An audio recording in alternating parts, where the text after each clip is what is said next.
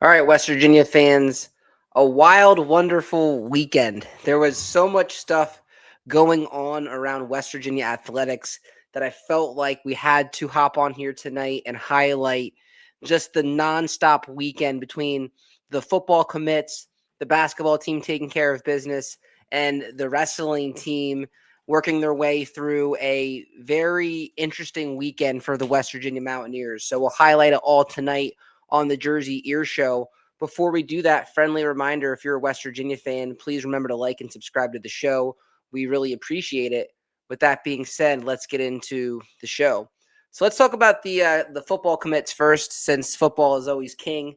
We got a nice commitment today from Jason Hall, a Villanova product, 6'2", 235, has 40 tackles on the year, 4.5 tackles for loss, 3.5 sacks, and he has 2 years left. So nice to get another linebacker in the fold. You know, another guy that has experience and a guy that has 2 years left. So Rich Rod could really mold this player and see if he can get the most potential out of him.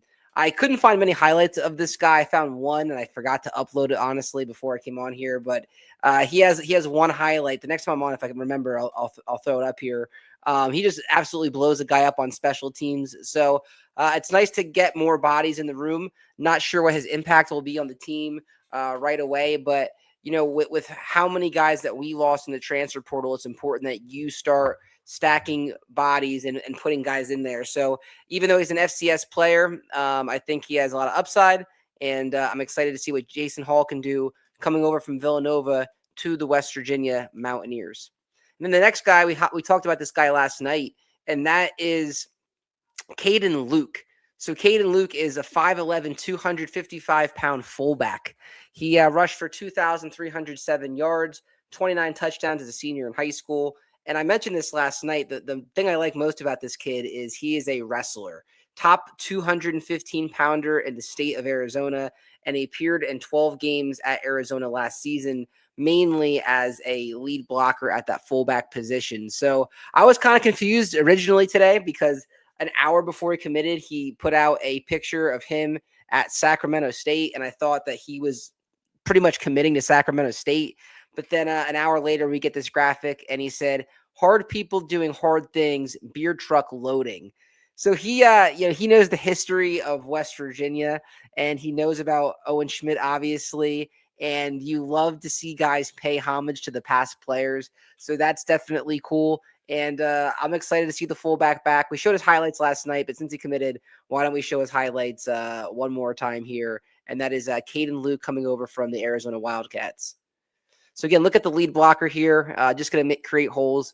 And I like the fact that he did this in the Big 12. You know, I think that's definitely important to get some Power 4 guys there.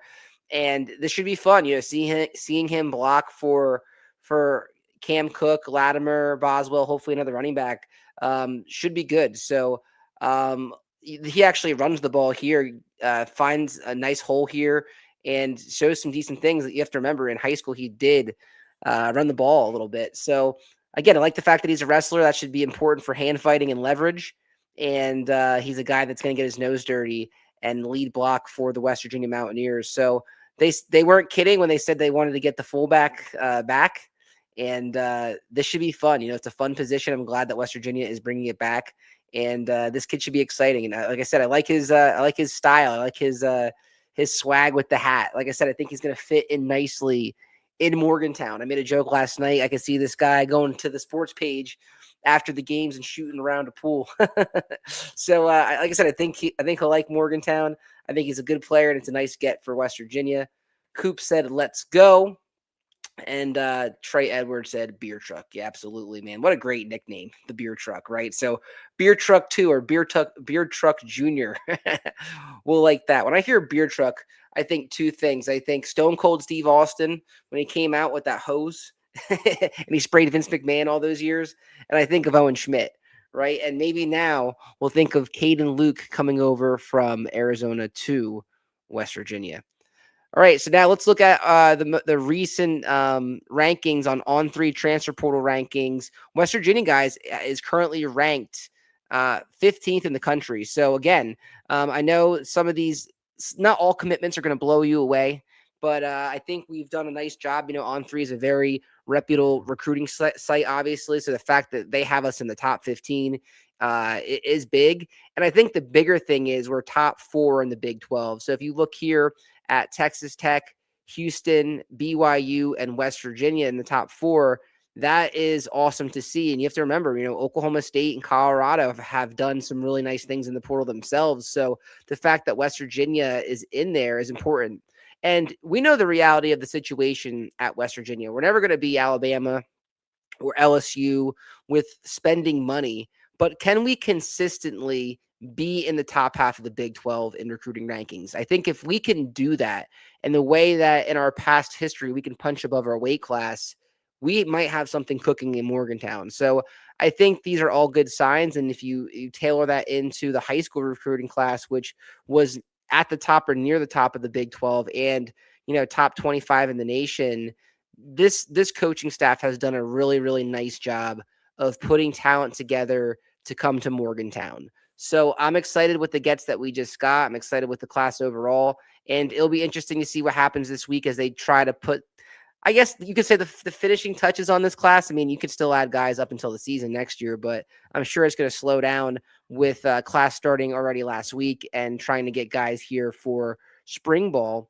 But we'll have to see what happens, who else they get. I've seen rumors about things, but we won't report on anything until it becomes official. So that is the latest with football recruiting.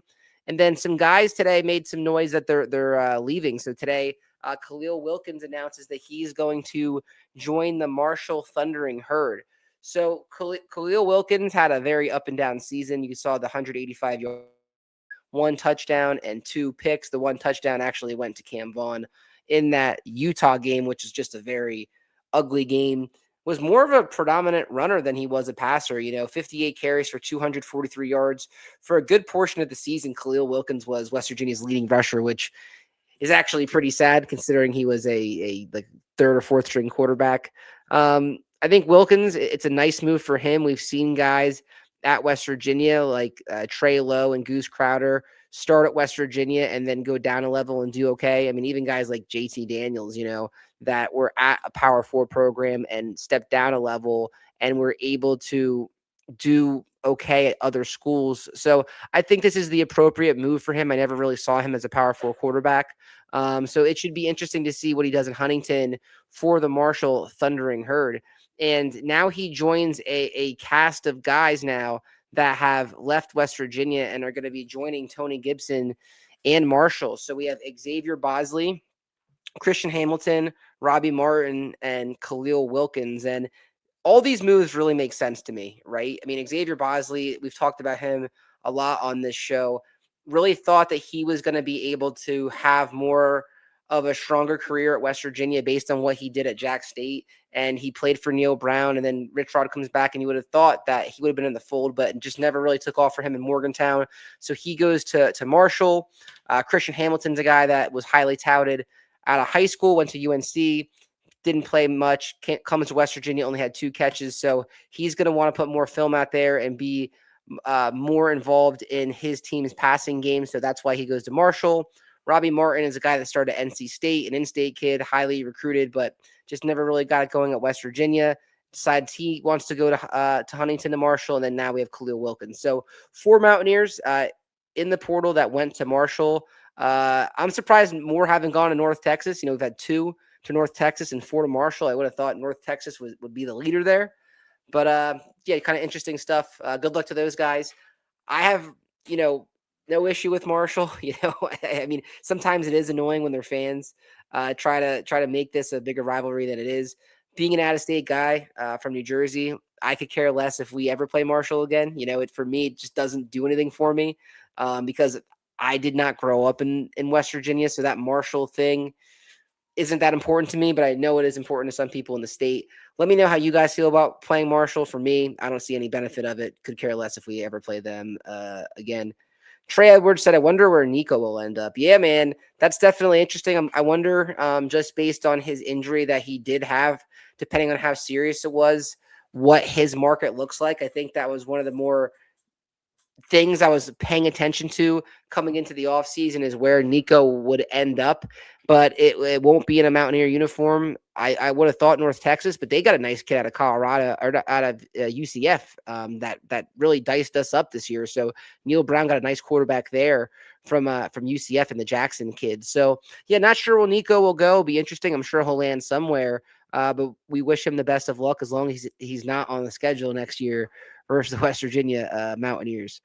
All right, let's talk some hoops and we'll do some final takeaways from last night's basketball game. And I just think there's a lot of positives to take from this game, guys. I feel like each time this team plays, they're growing, right? And they're really gelled together. After Christmas break and in a Big 12 play, this team has definitely improved in a lot of areas. So my final takeaways from last night's game is West Virginia's learning how to close games. That's something that they struggled with earlier in the year. If you go back to the Clemson and Ohio State game, they could not close those games. And now you have games versus Cincinnati and you have the game yesterday versus Colorado, and this team learned how to close and put a team away and get a nice victory. So that is very important. We talked a lot about Trey Eaglestaff on the post-game show yesterday, but let's mention him one more time as we put this one to bed. You know, Trayson Eaglestaff has taken a lot of heat from the fans at West Virginia. He had very high expectations based on what he did against Alabama, North Dakota, and some of his highlights. And we assumed that he would be the number one or number two scorer coming into the season. And, now he's really starting to flourish and he's really starting to show his potential, which is absolutely important. And if you would have asked me before the season, would you rather see Eagle staff perform well in the non-conference or conference play? I think we'd all take conference play, right?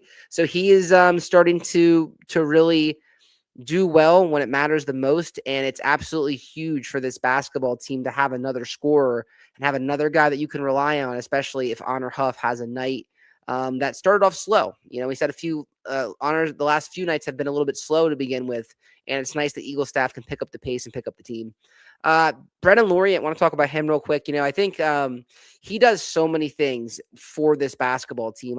Last night I said he's like the glue of the team because when he plays, he's just does so much as far as like rebounding and the toughness and the presence down low that he has. So I really like Lorian. I think he was a great get coming over from North Texas with Ross Hodge. So wanted to point him out because I think he's super important. And then, guys, the Hope Coliseum still remains an elite home court advantage at this point. You guys are showing up there and making the Hope Coliseum a miserable place to play with teams.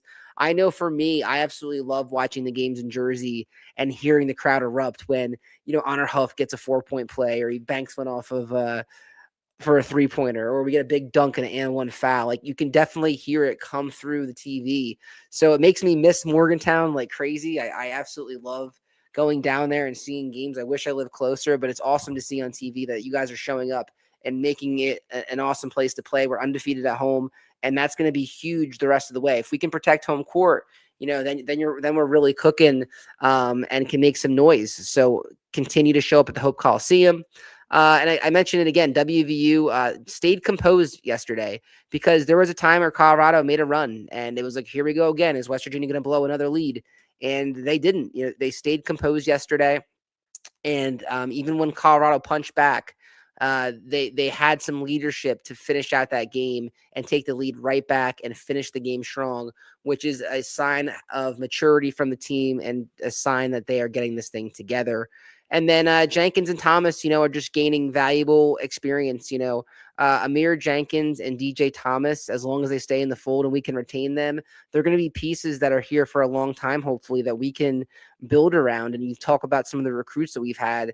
It's all encouraging. So having Jenkins and Thomas and how much minutes they're getting is awesome to see. They're doing some great things, and it's been nice to see them and watch their games grow this basketball season for the West Virginia Mountaineers.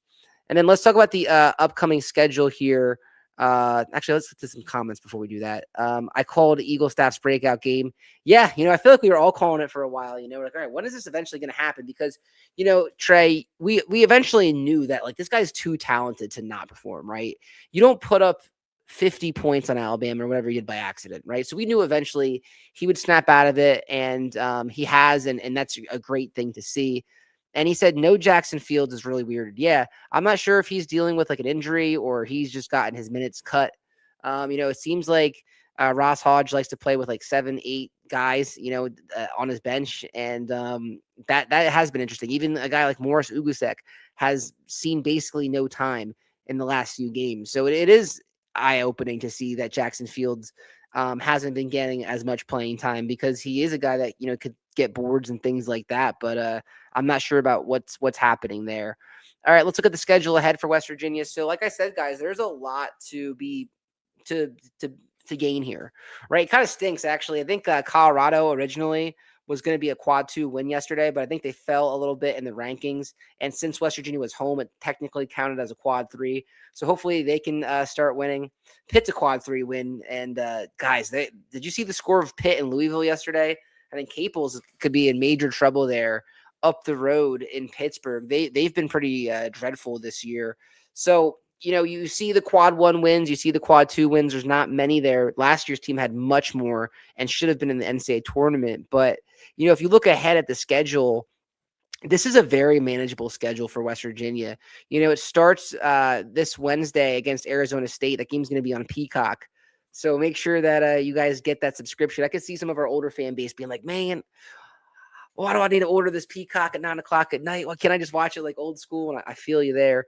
Then you get Arizona, but then after that, guys, it really breaks up. Kansas State, Baylor, but you get Baylor at home, which we mentioned before, where we've been protecting home court really well.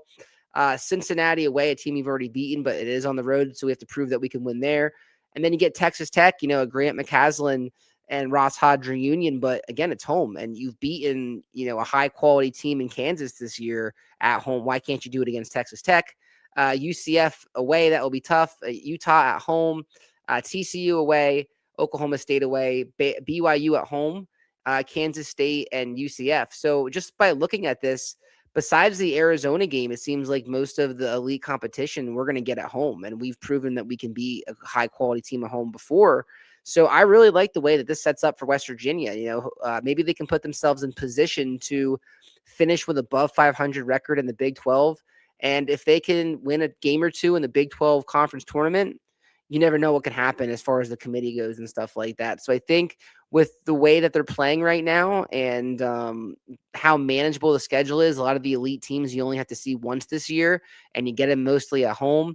I think this has a chance to really develop into a fine season for Ross Hodge in year 1. So hopefully they take it one game at a time and can keep building, and it starts with a win, hopefully against Arizona State on Wednesday night. So absolutely.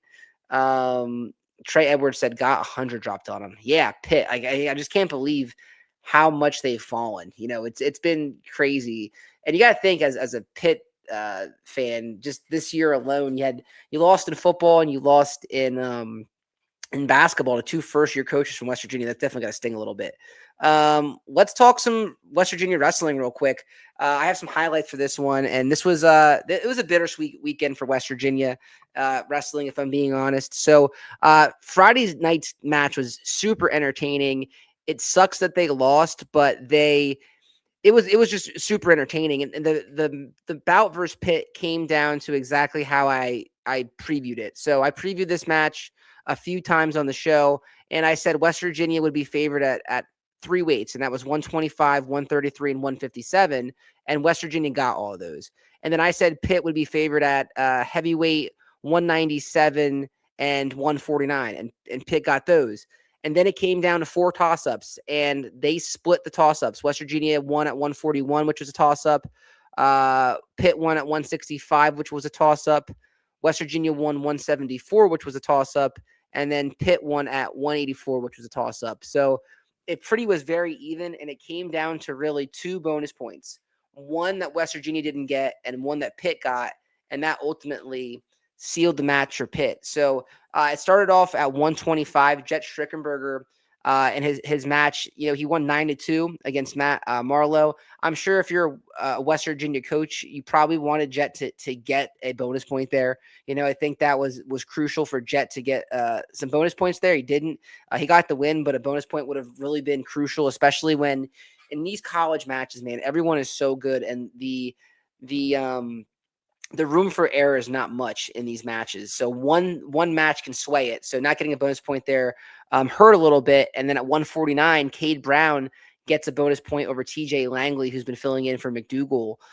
So, that was just a tough one for West Virginia. Have highlights of that match that I want to show you because it was super entertaining. We'll break that down and then we'll get into the Oklahoma match, which was super exciting. So here's the highlight from Friday night, Pitt and West Virginia. This is Jet Strickenberger here. Actually, let me go back and start this over. So watch here. He just hits a nice sweep single here. Kind of put it on the shelf, back trip, and get the 3-point takedown for Jet. This is Gunnar Andrick here with a nice head inside single, then switches to the outside, switches to a double, going to hook the leg. This was an overtime. Gunnar Andrick has been one of the greatest stories about West Virginia wrestling this year at In-State Kid. This is Brody Conley avenging a loss against Augustine from last year. This was a huge match at the time for West Virginia. West Virginia was looking really good after he got this win in this match, but ultimately what happens in this next match here, Ian Bush. Once Ian Bush lost this one with the late takedown in the third period, I knew it was going to be trouble for West Virginia. Rune Lawrence had to come through here, and he comes through today, which we're going to talk about, but he's wrestling a returning All-American here in Max Stout and wrestled really tough, but Max Stout just edges him at the end of the match. And then Pitt was favored at heavyweight, so that one was the reason why Pitt won that one. Super entertaining dual meet. You want to beat Pitt. Now it's 2 in a row that Pitt has won coming down to the last match, but West Virginia could have hung their heads after that loss to Pitt on Friday, but they came back today and got a very nice win over 16th ranked Oklahoma. So definitely want to talk about that. Jet Strickenberger had a nice win, 8-2 to start off the match. And Gunnar Andrick, again, just he's continuing to get better. He's a true freshman. He's a 4-time state champ from West Virginia. And he had a nice victory again today. So Gunnar Andrick, like I said, in-state guy, he's been wrestling a lot of close matches, and he's been figuring out how to wrestle really smart and to seal those wins at the end of matches. So Gunnar Andrick has a really, really bright future for West Virginia. And then Luke Satriano, a New York state champ, made his debut today. So West Virginia was a little shorthanded. Jordan Titus didn't go in this one, and they gave this kid a shot. He wrestled really tough and almost won it at the end of the match, but ultimately ran out of time. TJ Langley dropped a 6-3 decision. And then Ty Waters looked really, really good today. Ty Waters got his offense going and put up a major decision, which was huge. We talked about bonus points against Pitt, and he got a bonus point that was much needed in this match. And Ty Waters, man, I cannot wait to watch him in Big 12s, and I cannot wait to watch him at the national tournament. He's ranked 4th right now. I think he's like 18-1 on the season. He's super exciting. He's the face of the program, and I cannot wait to watch him at the national tournament in just a few weeks away. It's coming up soon. And then Leo Contino was back in the lineup today, and he lost 4-0. And then Brody Conley wrestled, really tough, lost 2-0 to a highly ranked kid, 8th in the country. And, Brody Conley's another kid that's had a really great season. Talk about another kid that I can't wait to watch at the Big 12s and nationals, just for the tenacity and how tough he wrestles. So even though he lost, I think he represented himself well today. And then Ian Bush, man, had a really nice bounce back win over Brian Soldano. For a while, at the end of this match, West Virginia was not supposed to win this match after a certain point. They were shorthanded a little bit, had some new guys in the lineup, and Ian Bush starts off with a very nice win over Brian Soldano.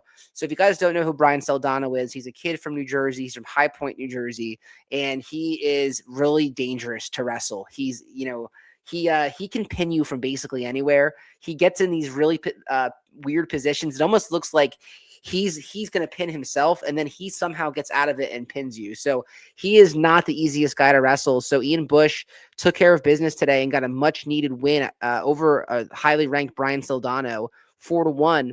And then Rune Lawrence, I've mentioned Rune a bunch on this show because he was a 4-time Pennsylvania state champion. And when you're a 4-time Pennsylvania state champion, you are legit. Pennsylvania is by far the best wrestling state in high school.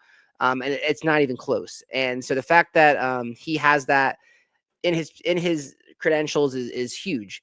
And I've seen him wrestle this year. He had a nice win over Sonny Sasso, a kid that I know from Nazareth down the road who's really talented. And I just think that this kid, he's a freshman, but he has a lot of good stuff. And today was a shining moment. Today was like that breakthrough for Rune Lawrence, and he absolutely brought the house down in Morgantown. And I'm going to show the highlight in a second, but Tim Flynn's on the side of the mat. The team is just he ignited the team today with this win over number 11 DJ Parker. So if you look at Ian Bush and Brian Soldano, Ian Bush with the win over Soldano and Rune Lawrence with the win over Parker, the upper weights for West Virginia really came through again today, and it was just great to see. And it was a nice win for West Virginia to get this one. And then we lost a heavyweight. So I think a lot of times before we show the highlight, guys like Bush and guys like Lawrence and Conley, they almost have a little bit of added pressure just because West Virginia hasn't gotten much out of the heavyweight position in the last few years. If we're just being honest. So, it's almost like they have to wrap up the match and wrestle a little bit differently if they have to get an extra bonus point or just seal a win, because they know after them, it's going to be tough. So these guys did a really nice job putting this one away today versus Oklahoma. Let's show the highlight of this match. So watch this elbow pass by Jet Strickenberger. Right, he's going to hit an elbow pass to an ankle pick. It's just so smooth, man. Jet's another one that lost in the blood round last year. It's a very talented wrestler. This is Gunnar Andrick here, and gets a nice shot here and just picks the kid up and gets the points. He continues to get better. And this is a nice switch by Andrick too, man. Just that switch on the mat just looks really, really clean. So really like him. This is Ty Waters, just battling it out today. And like I said, he put up a major decision. Just going to use good mat wrestling here and hop his hips over to eventually pop his head out and get the takedown here. And this is Rune Lawrence right here. Watch this. He's going to hit a Granby roll here and just flips him over. He's so strong. And, Parker's in trouble here. Rune Lawrence is a really strong kid. If Lawrence gets you on their back, there's a good chance you're going to pin you. And this is going to seal the match for West Virginia. And it's just a great win for him. It's a great win for the West Virginia wrestling team. And the place was hyped. You could tell from the TV today. And that was a very nice win over a very good Oklahoma program. So shout out to the West Virginia wrestling team. It was an absolutely great bounce back win for them. And you love to see it. And just if you want to see the wrestling team coming up, they wrestle Wyoming next week. It's called Beauty and the Beast. So the gymnastics team and the wrestling team will go side by side. It's a really cool event. And then they wrestle Missouri. And then after that, they're on the road the rest of the time. So you only have a chance, 2 more matches to see this team at home. So it's Wyoming and Missouri. And then this team's going to be on the road. They have some really tough road matches against Iowa State and Northern Iowa, 2 really difficult places to wrestle. And then they'll wrestle at Lock Haven up the road. So that will be a postseason tune-up to kind of get the last second matches in, and then it's postseason time. You're talking Big 12 championships on March 6th, and then it's the national tournament in Cleveland, Ohio after that. And like I said, I think West Virginia has a bunch of guys that are going to be in that tournament at nationals, and they'll have a few guys that are going to work towards a podium spot. And even, Ty Waters trying to win a national championship would be absolutely huge for the program. So that's all I got, guys. We went for about a half an hour. I really appreciate you guys coming on the show and listening to me talk about recruits, basketball, wrestling. We'll be talking baseball soon, but I appreciate you guys. Please remember to like and subscribe to Jersey Eer. We really appreciate it. Have a great rest of your night watching the rest of the games. We'll talk to you guys next time on the Jersey Eer Show.